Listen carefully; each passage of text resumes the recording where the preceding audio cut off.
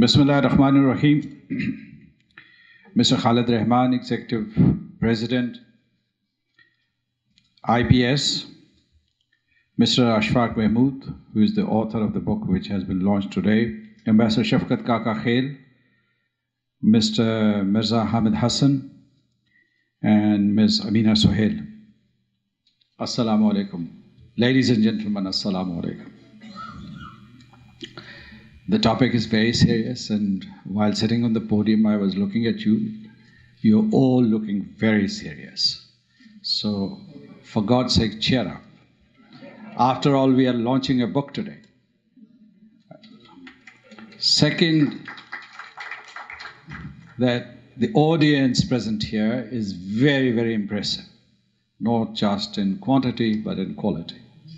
And I know many of the friends who are sitting here, and they have their own expertise in diverse fields. So congratulations, IPS, for assembling so many people who have such multiple backgrounds, and they are here to discuss hydro-diplomacy. Also, congratulations to you, Mr. Khalid Rahman, for on the 39th anniversary of the IPS. IPS is a happening place. You publish books, you gather people, you gather critical mass for getting information and analysis on issues of national importance, which have international dimensions. So congratulations. Very few people in Pakistan publish books. And fewer publish books on substantive issues. And Mr. Ashfaq Mahmood has published a book, and he is publishing a book on a very, very important substantive issue. And his note, as it was pointed out by Ambassador Shafqat Kakakhe, that it is not a book which is written by an academic. It is backed by practical hands-on experience. So congratulations for bringing out this book. I used to call it water diplomacy, but hydro diplomacy sounds more impressive.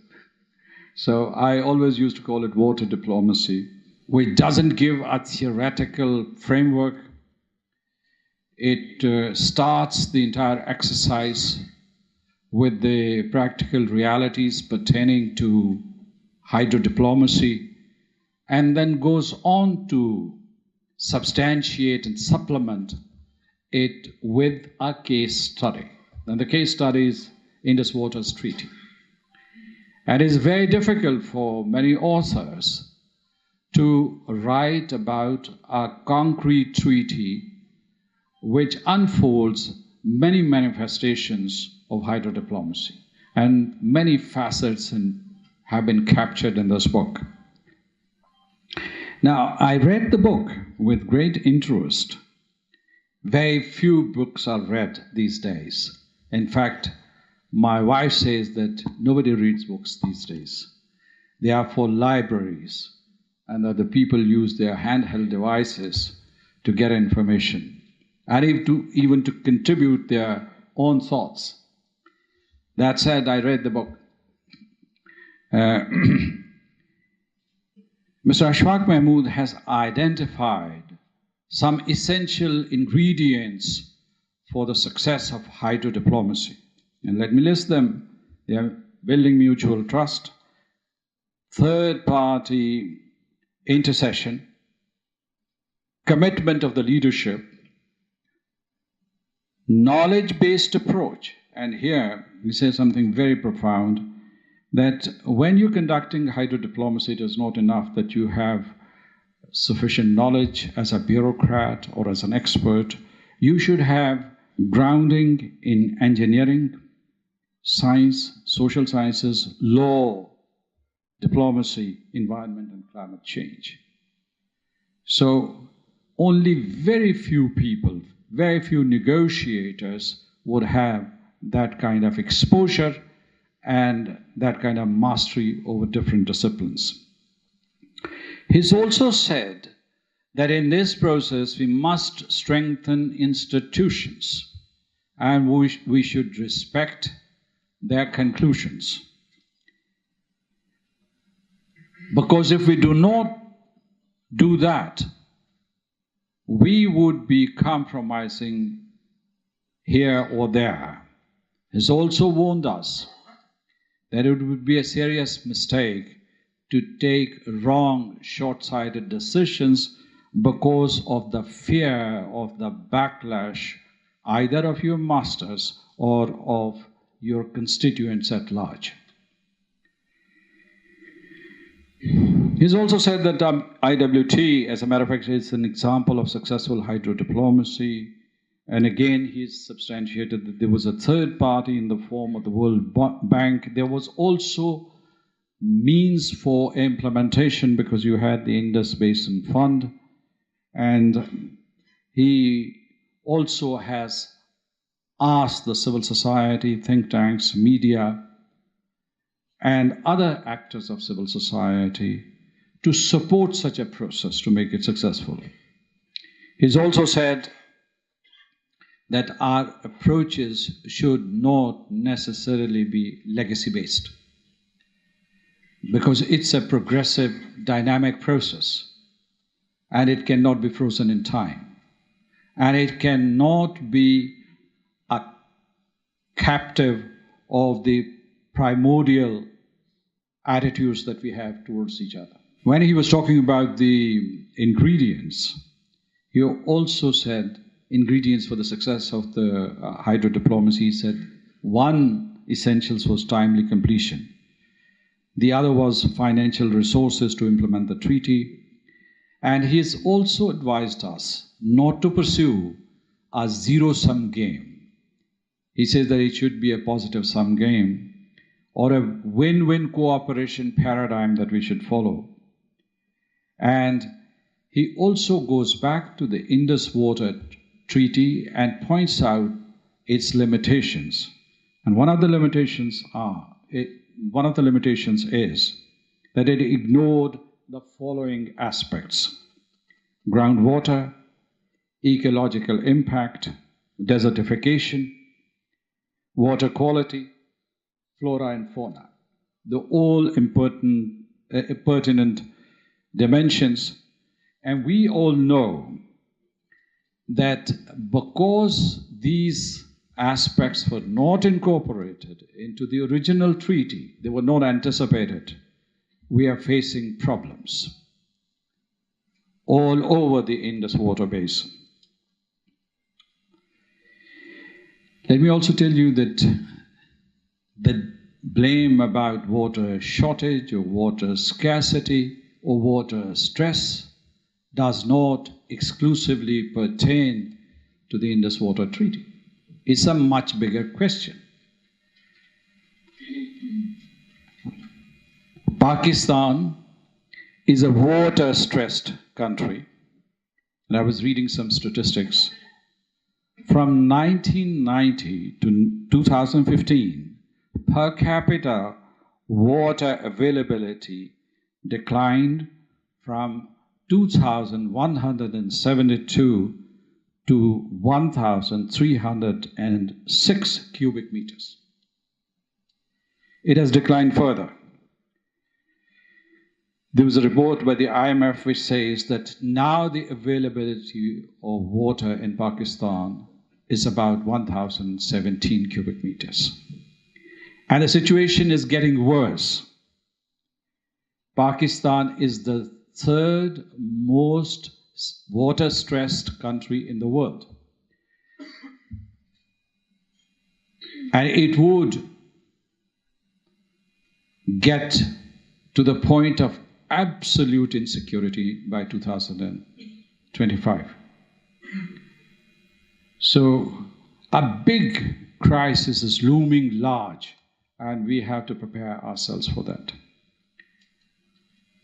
This has something to do with the Indus Water Treaty, but not everything to do with the Indus Water Treaty. There are many factors, urban growth, population growth that we've seen, We've also seen that we have not built reservoirs. We have not invested heavily in the dams. There are warnings that Pakistan may dry run by 2025. That Pakistan may run dry by 2025. And the World Resources Institute says that, and this has been supported by the UNDP, that all parts of Pakistan would be affected. And that includes the north of the country, which has 5,000 glaciers, and what the UNDP representative calls the hyper deserts in the south. Now, we're conducting our hydro diplomacy in the backdrop of severe tensions between India and Pakistan. And they're not limited to water. The key question, the cause of war, the cause of tension between India and Pakistan, the casus belli, as an international lawyer would say, is Kashmir.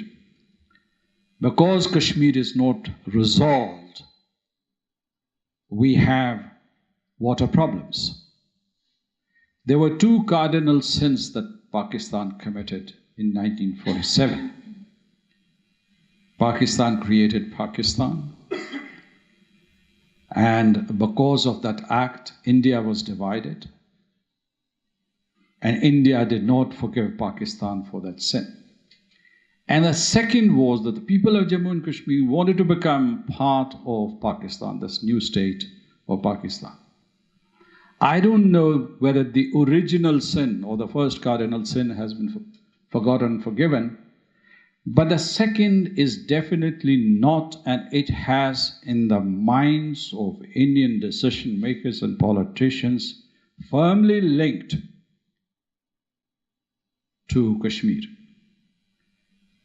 The problems of water and Kashmir are interlinked in their minds.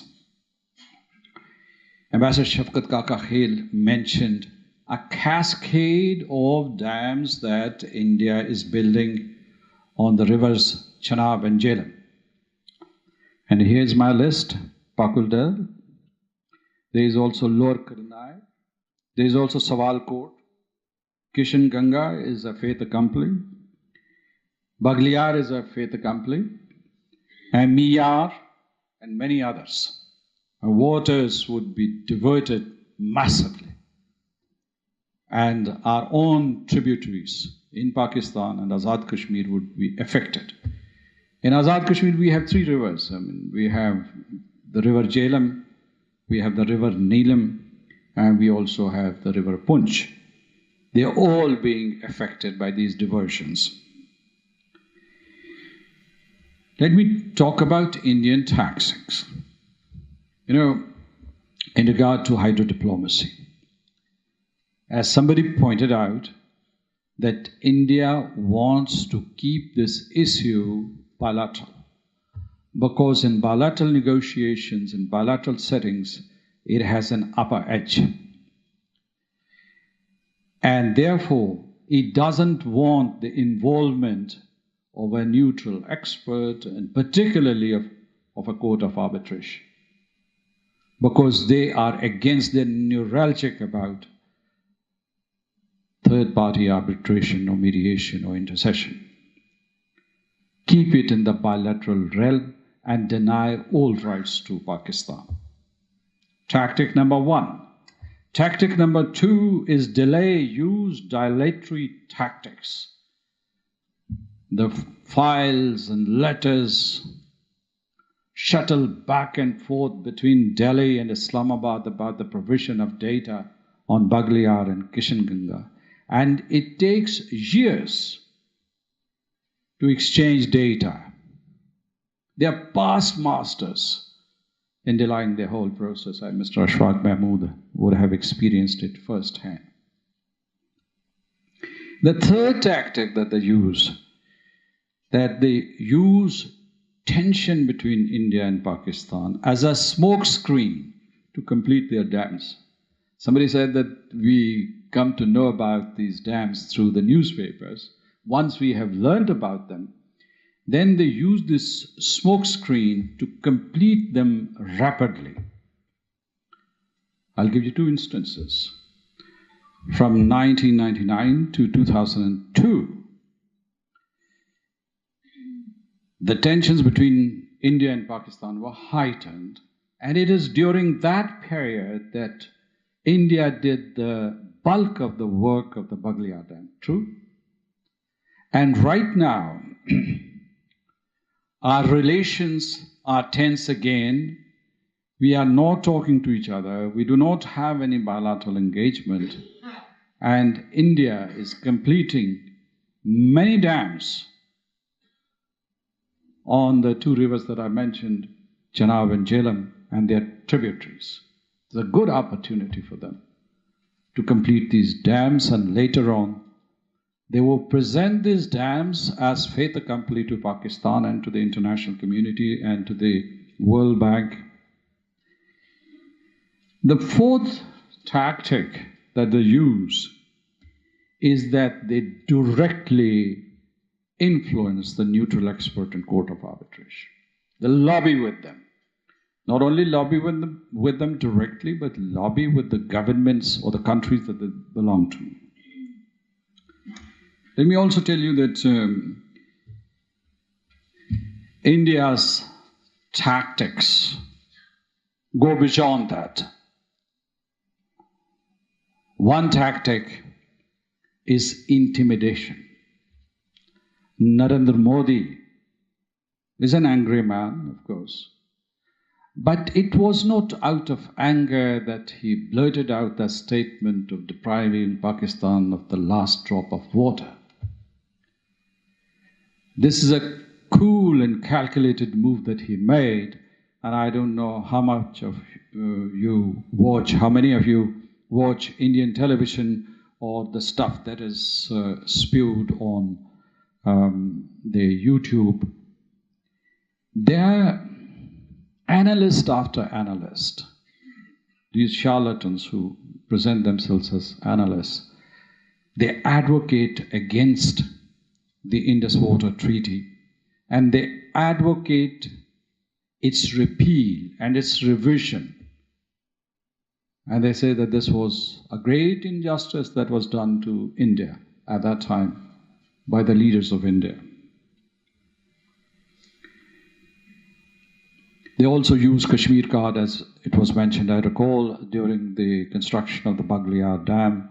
They mobilized the entire Kashmiri community and propagated that Pakistan is against your interests. Pakistan is there to hurt your interests, because if this dam is completed, you would benefit. Forget about the technicalities, about the pondage, about the question whether it is run of the river or it is not. What are the specifications given by the treaty? So, but let me tell you, let me assure you that whether it is the Vular Barrage or whether it is Bagliar or whether it is Kishan Ganga, the people of Jammu and Kashmir, the people of occupied Kashmir are not deluded by Indian propaganda. They have shown wisdom and steadfastness in their opposition to the Indian rule, or they reject any kind of blandishment that would pit them against Pakistan.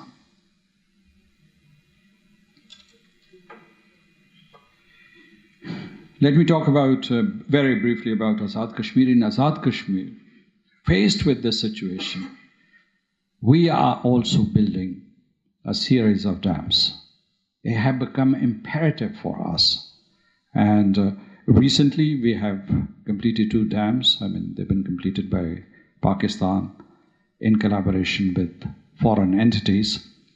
One is Patrind, 140 megawatt. The other is Neelam Jhelum, 969 megawatt. And we are planning many other dams, like Azad Patan, Mal, Dudniyal. Gulpur is about to be completed. This is on the River Punch, 102 megawatt. Jagran 2 we are going to complete, some 48 megawatt. I'm coming to Kohala. You from Azad Kashmir?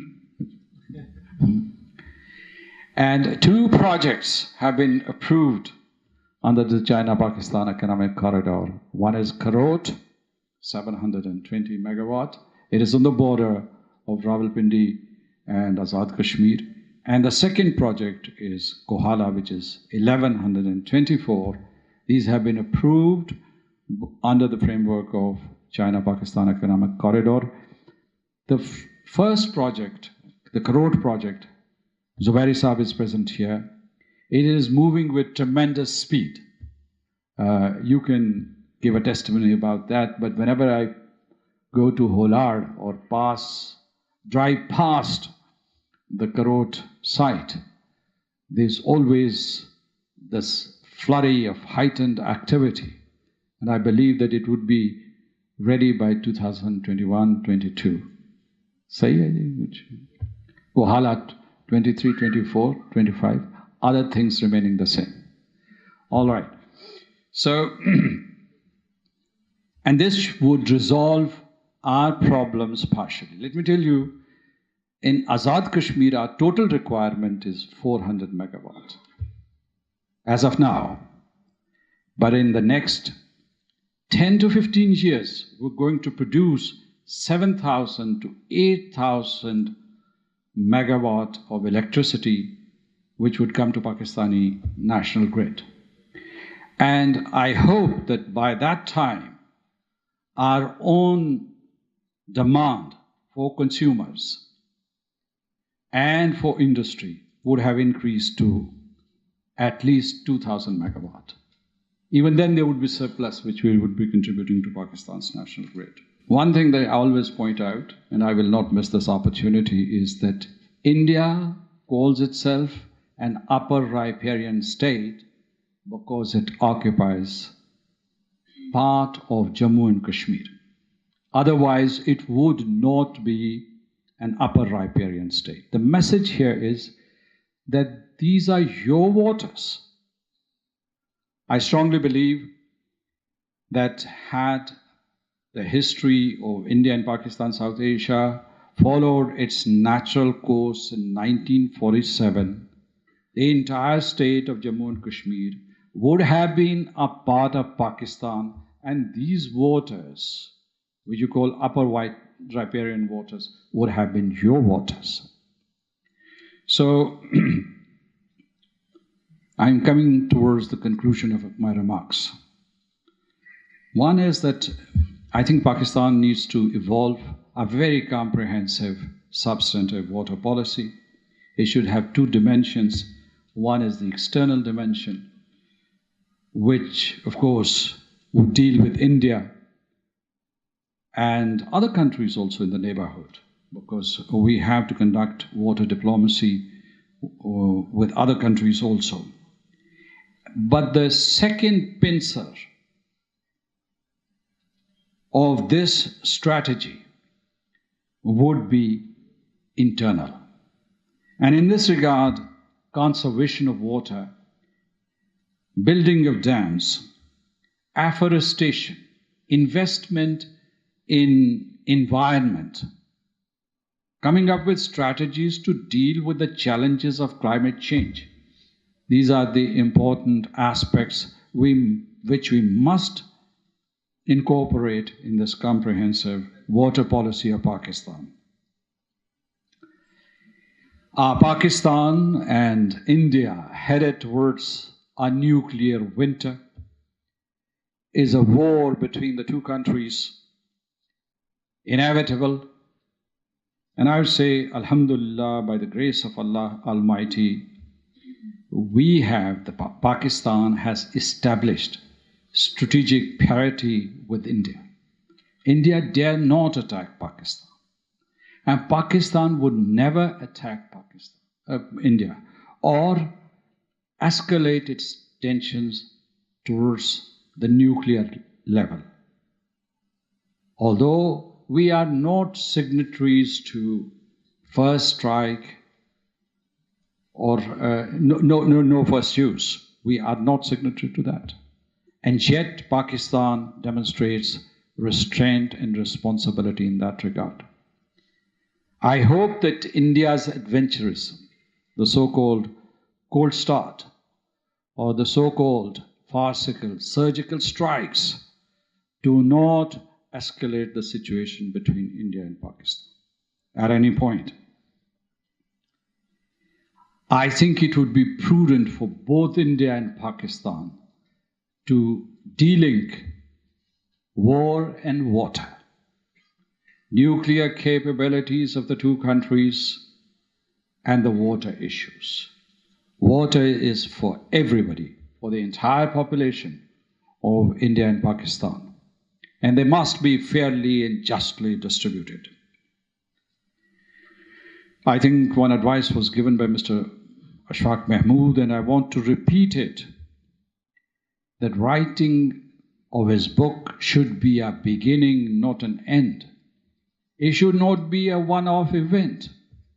And as he advised in his book and during his presentation, our efforts should not be confined to lamentation and direction of anger against India. We should be skillful, resourceful, and for that you have to reach out. And in order to reach out, you have to build the muscles of your civil society and of your academic institutions and of your think tanks, so that you can mount this campaign. This pertains to the basic fundamental rights of your citizens, and therefore responsibilities in this regard cannot be neglected. I think this is a very significant contribution, a seminal contribution, I would say, which has been made, and let's build on this work that has been done by Mr. Ashfaq Mahmood, and my congratulations and compliments to you, sir. Thank you.